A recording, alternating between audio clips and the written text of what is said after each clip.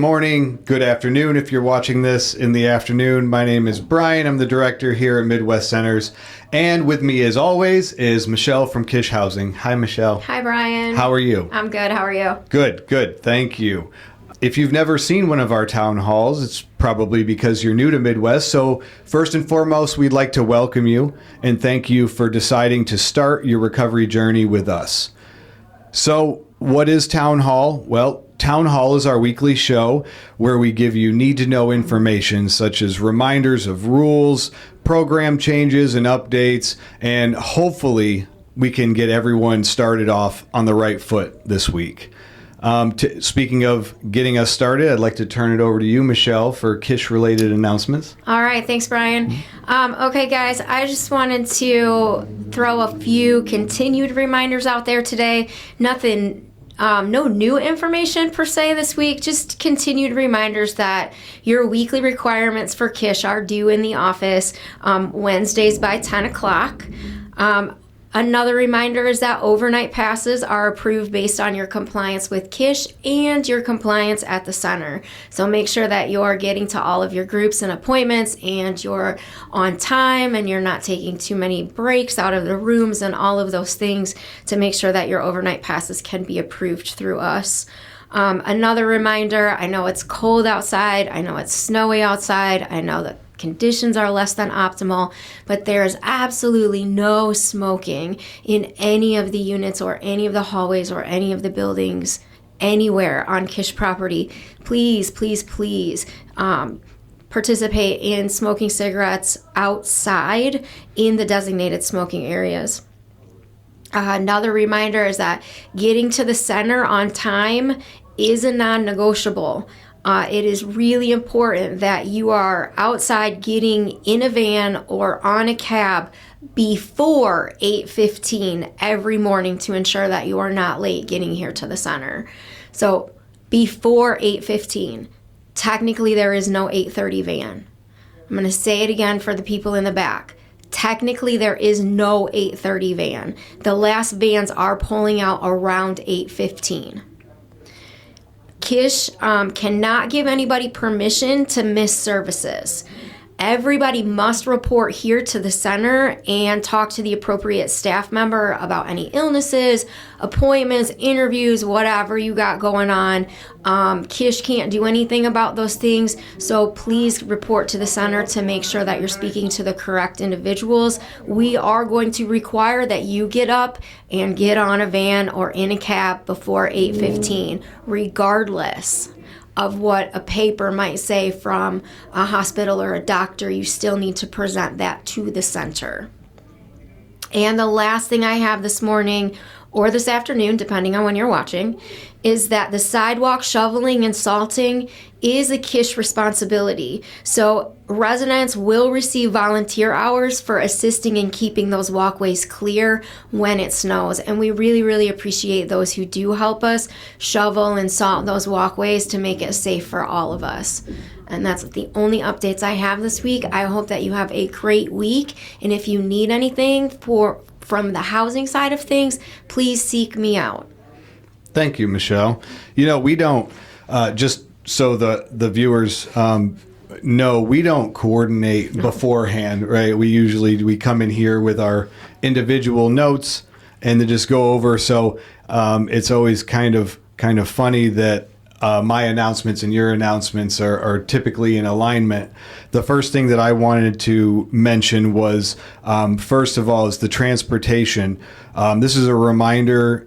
Number one, there is absolutely no vaping, and hopefully this doesn't need to be said, but no smoking either, but no vaping on the vans. It is close quarters. There are individuals that have breathing problems. It can be a distraction for the driver. The roads have been snowy and slick especially, but even in the best of times, the driver needs to see perfectly at all times. Also, there is no pushing, shoving, seat saving, fighting to get on the van. I understand that it can be difficult to get on a van when you want to. And we do our best to make sure that the vans run as smoothly as possible and that there's enough of them and enough seats. However, the drivers and the rest of the staff have been instructed by me that if anybody is seen pushing, shoving, fighting their way, rushing to the van to get on, you will be put at the back of the line, and you will wait for the next van.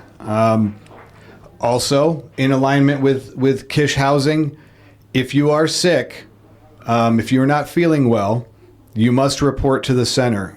Kish cannot excuse you from your services. Calling Paige at the front desk to tell her you are sick is not an option. Please come to the center. If you are not feeling well, you are encouraged to wear a mask.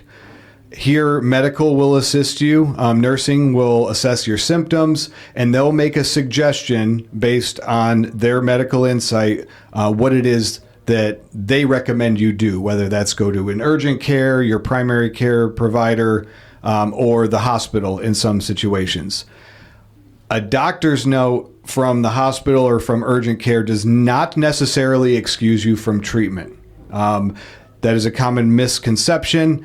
However, each situation is assessed on a case-by-case basis, based on your symptoms, if whatever you are dealing with, how contagious or if it is contagious, and what's in your best interest. So please, a reminder, if you are sick, report to the center, and we will assess and make recommendations. Next, I want to talk about cleanliness. This has become an issue again. Previously, there had been no coffee. We brought coffee back.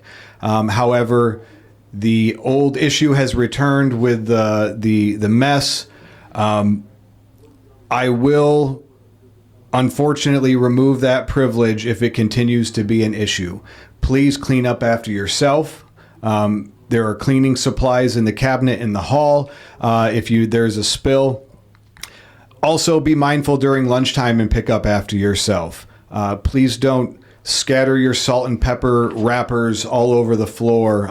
If you spill food, please don't assume somebody else is going to come behind you and pick it up. Okay. Cups, wrappers, and other garbage. If it continues, there will be other consequences. And finally, on the topic of cleanliness is the group rooms. I should not walk into a group room after group has let out and see cups, empty or otherwise, papers, food wrappers, sitting around on the floor and on the chairs. Please, at the conclusion of group, clean up after yourself. If this does continue, I will be forced to prohibit food and drink from the group rooms. Okay. And last but not least, the music in the Great Hall area has got to stop. It is disruptive to the treatment that others are receiving, whether they're in group at the time or in some of the offices that are just on the other side of the wall. Music is permitted in the client lounge at a reasonable volume, but will not be permitted in the Great Hall area. Okay? Those are my announcements. Finally, for some positivity, I want to give some shout outs. Excellent. All right. Alyssa L., I was informed that you gained employment. Congratulations, Alyssa. We're very excited for you. Sophie T. Is showing great progress here. I've been informed of, so please continue with that, and we're happy for you. And Howard P. I just got to say, and this one is a shout out just for me personally. Every morning, there are several individuals that come in every morning and are very helpful. But Howard is always here, on time, working hard. He's reliable. He's shown extreme patience, and he's very insightful. So I'm really excited to see your progress, Howard, and I'm even more excited to see how far you go. And now, my favorite part. For those of you who haven't seen a Town Hall episode, I like to leave you guys with a little bit of motivation, usually in the form of a story. And I have one today. In a quiet valley, a wounded wolf wandered alone. Years earlier, it had been caught in a hunter's trap. Though it eventually escaped, the injured leg healed crooked, and from then on the wolf survived by staying near campsites and feeding off the scraps that were left behind by humans. It was easier than hunting, less painful, no long chases, no risk, just waiting in the shadows for the leftovers. But over time, the wolf grew thin and tired. The scraps were never enough, and the noise and danger of the camps kept it constantly afraid and on edge. But still it stayed. The valley had become familiar, even if it was slowly killing him. One winter, hunger drove the wolf away from the camps and back into the wild mountains where his pack once roamed. The first hunts were failures. His leg hurt. He stumbled in the snow. More than once, he almost turned back toward the easy scraps. But each day, he grew a little stronger. His lungs opened to the cold air. His muscles remembered old instincts. Slowly, painfully, he relearned how to run, how to hunt, how to live as he was meant to.